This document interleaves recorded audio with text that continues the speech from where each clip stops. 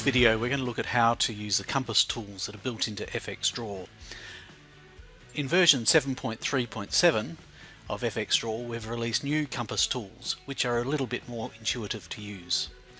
FXDraw has two compass tools, a compass circle, and down in the arcs there is a compass arc. You'll notice when you select either of those two tools, up in the top right hand corner there is a new version of the menu. If I select away you'll see it change back to scales and dimensions. Select the compass tool, you'll see compass radius and an extra button.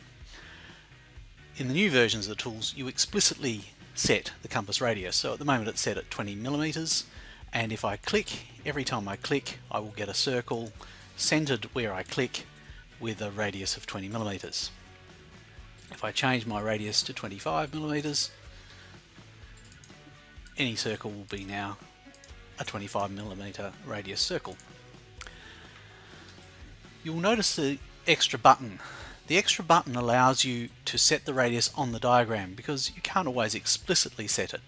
So for example, if I have two lines and I want to draw some arcs based on a compass, I'll go to the compass arc tool, and instead of setting my compass radius to an explicit amount, I'll push this button, and when I'm doing that I set the radius manually.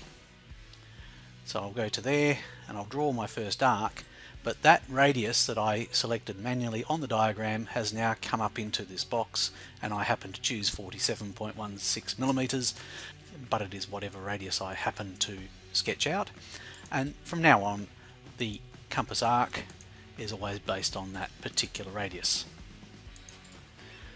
So using the compass arc and compass circle I can simulate doing geometric constructions using a compass and ruler.